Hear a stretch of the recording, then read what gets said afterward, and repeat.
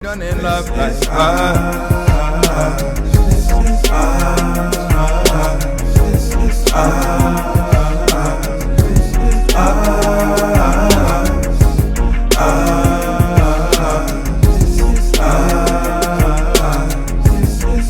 guys, we're Kristen and Jarrell Abraham. Welcome back to our channel. Thank you for joining us. Yes. Today's topic is... Claim what's yours. Okay. That's a good one. Yes. So we've done a topic on... oh my goodness, what was the topic? The one with previously? Faith. Yes. Faith or believing in God, right? Yes. I think it was real faith, but clarity of faith to believe in God, something like that. What in the world? Come on, don't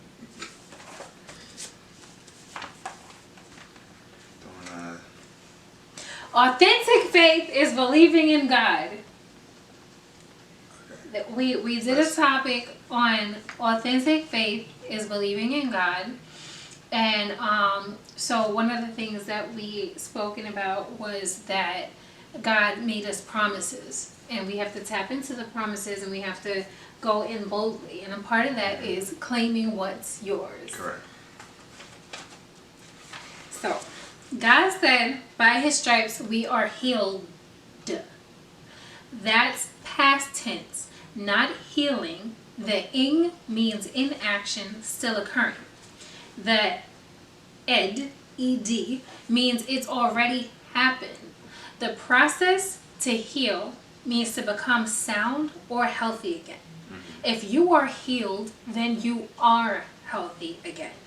In your current situation, whatever that may be, God says, ask and ye shall receive.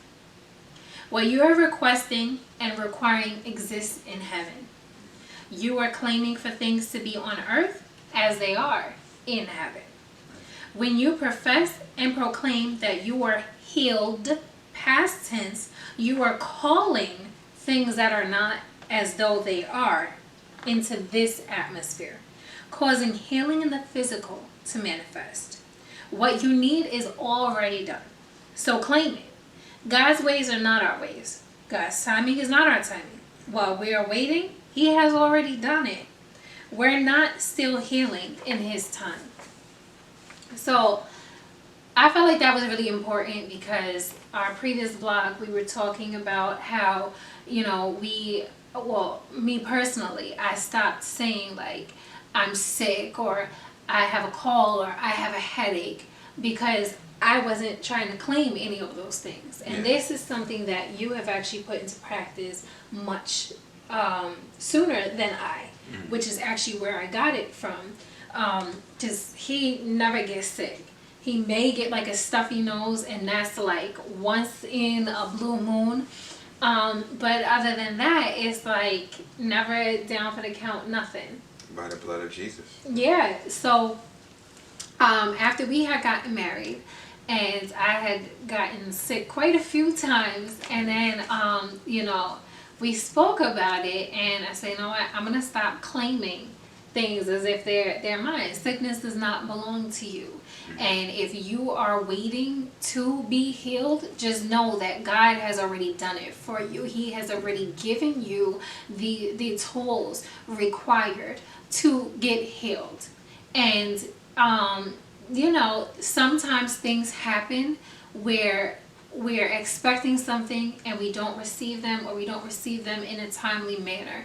Just know that whatever it is that you are going through, if you're still going through it and it hasn't happened for you yet, is not to say that it will never happen, but it can also be a testimony to someone else that maybe you're living with something that you've given to God and you're still living with it, but you can help somebody else that doesn't really understand, how do I still live with this sickness, this illness, whatever it is, or how do I trust in God when this thing is happening to me? Yeah. So it's definitely, because it doesn't always happen.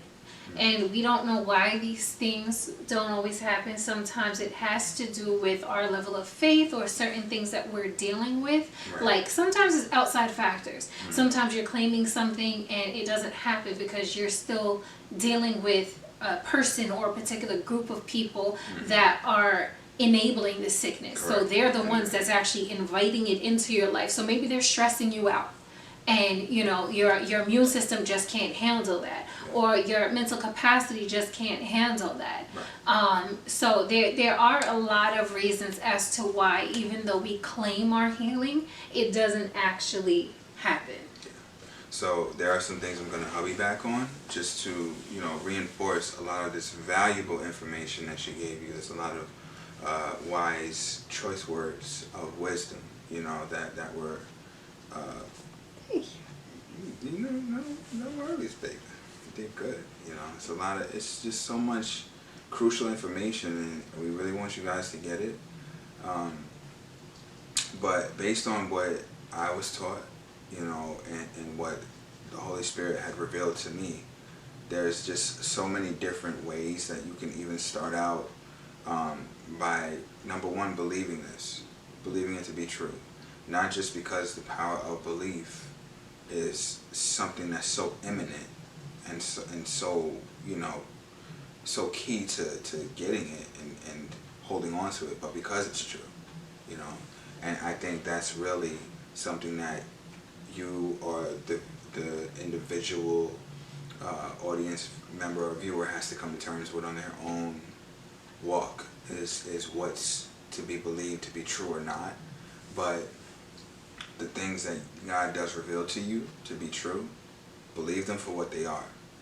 And sickness is real. Illness is real. The purpose for it is real. The effect that it has on the body is real. The healing, the deliverance, the wholeness, all of that is also real. So what you have to definitely remember is that, you want to be able to believe more in the healing than the sickness, because the sickness is something that through learned behavior and memory retention you've been exposed to. You've never been exposed to the other side of it. Everything comes from somewhere. Going back to the example of what she made earlier, as far as people enabling people around you to contribute negative energy to your situation, and those same people stressing you out possibly, or creating a sickness there where there was none. That's something that you definitely want to protect yourself from.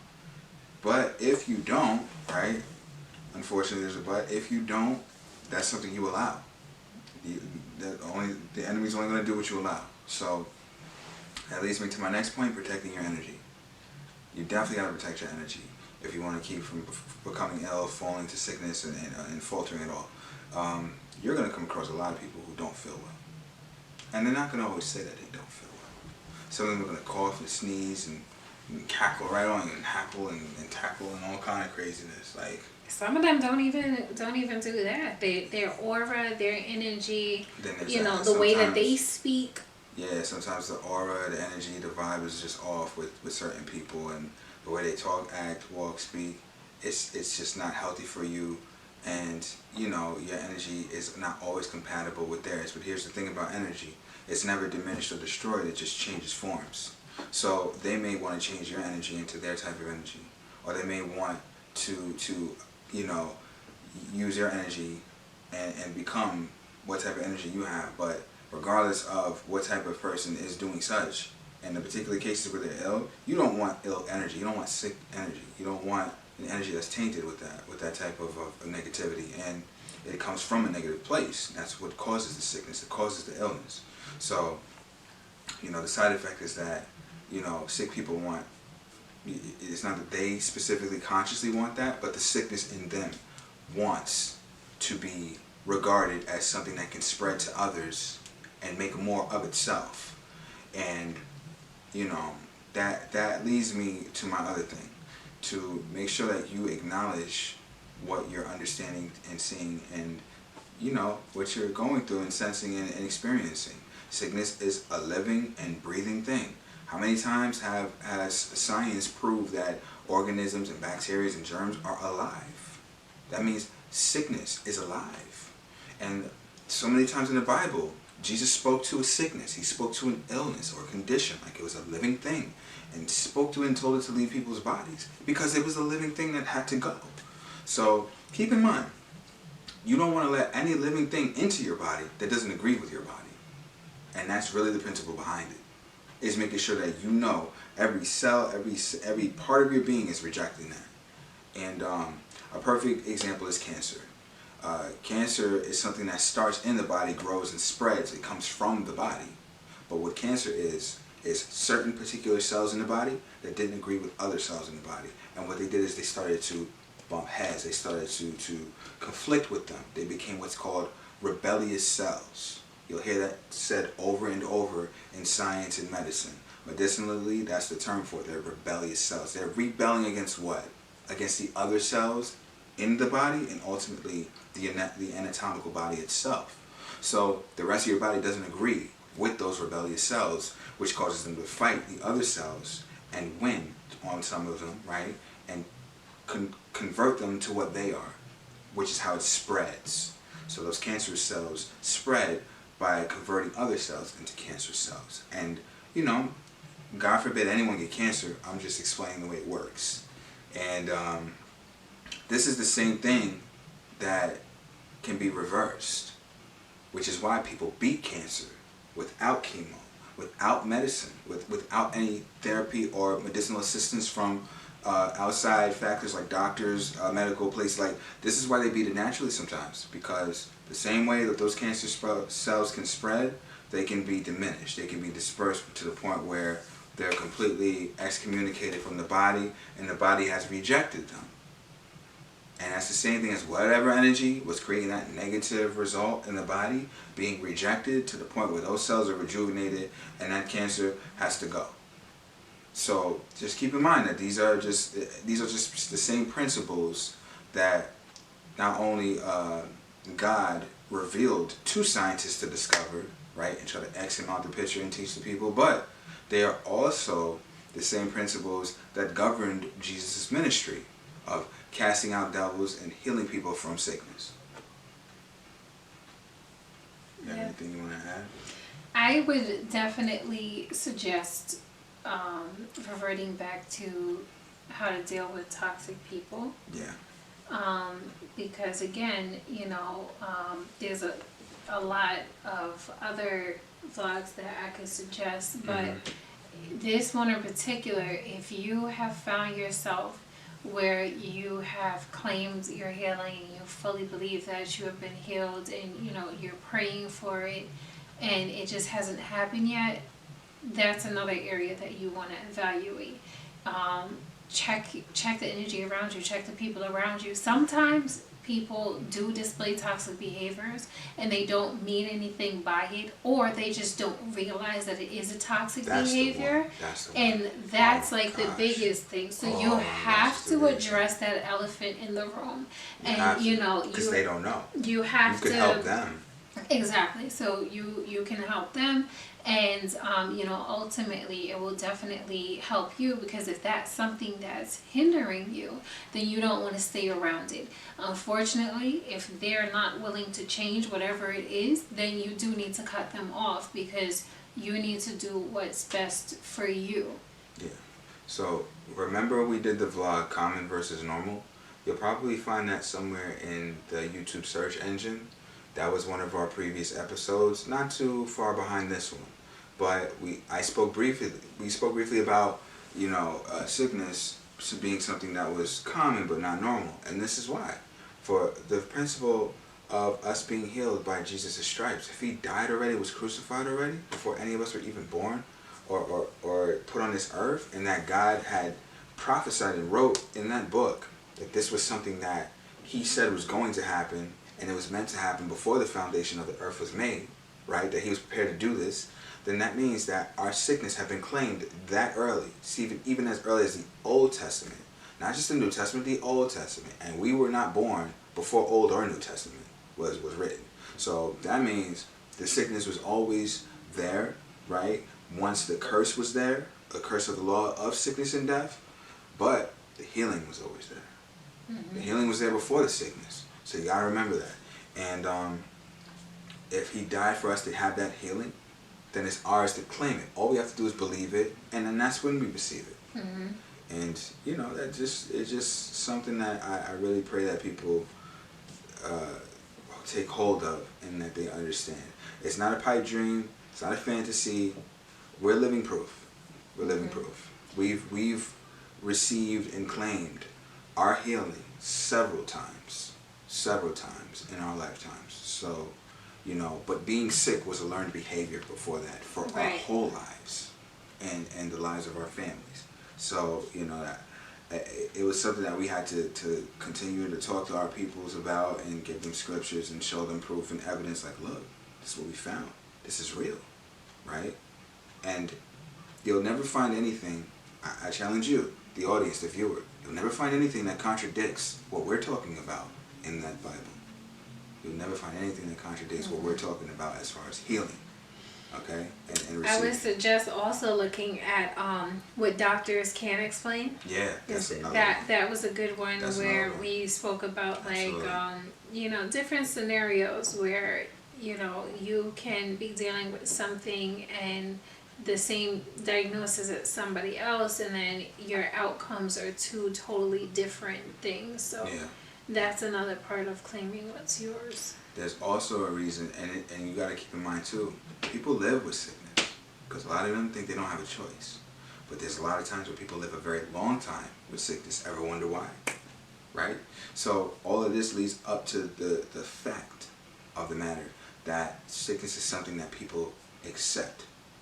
It's a choice. They choose to accept it and to allow it when they can choose to be healed from it and delivered, right? The choice is yours. It's either or. But, you know, just be mindful of it. Be mindful of the fact that this is the reality of it and this is how it can work. Yep. I'm trying to think, is there anything else that I wanted to add?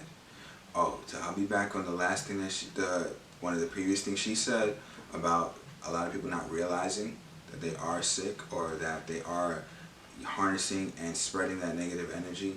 It's mainly because it's a learned behavior like we spoke about.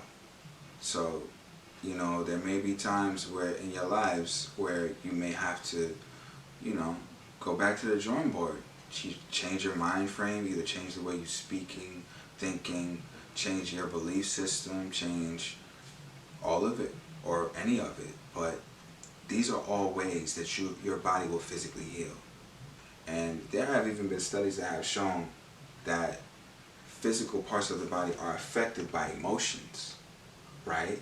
And not only that, but that there are like certain type of emotional or just thought patterns, different things mentally that you could go through that create physical sicknesses. So like stress, for example, can create hypertension. Or they've said that, how is it? I think either a feeling of rejection or an overabundance of anger that sits too long in the body, that resides too long in your physical human frame, can often create the byproduct or the effect of people having cancer later on. Or unforgiveness can create cancer. Anger and rage creates, I think, Alzheimer's because it affects the brain that way, where those chemicals that are not so good for the brain are the ones that are always being released, and it corrodes it over time. And that mean-spirited one is a huge one. You'll notice a lot of times that people who are mean-spirited, unfortunately, are affected by that spirit of meanness, that in their elder years, that these are the things that happen to them. I recently learned, it's interesting that you say that because I recently learned that, so dementia, I believe, is a form of Alzheimer's or vice versa. I think. But the difference is, I think they're still trying to figure out what happens with the brain pattern with Alzheimer's. Dementia leads to But Alzheimer's. I believe that, but you don't always get it. Right. I believe that with Alzheimer's, at least from what I have actually noticed firsthand, is basically what you were saying. People that are angry or mean-spirited or had a history of that are the ones who end up with Alzheimer's. Yeah. And we're talking just the fundamentals of everyday life. So you definitely want to make sure that you are claiming what's yours, and you know how to do it. Absolutely. So yeah, for more information on this, you can always reach out to us, hit us up, you know, type something in the comment box below. I always encourage you guys to do that and urge you to definitely be interactive and communicative with us. Yeah. Like I said before plenty of times, we would love to hear from you. And if there's any topics that you would like for us to address or, research, and we'll definitely be happy to look into that as well. Yeah, that's another good idea. Definitely send us some topic suggestions, All right, well, thank you for joining us. Absolutely. Thank you for tuning in into our channel, and we'll see you next time. Bye. God bless.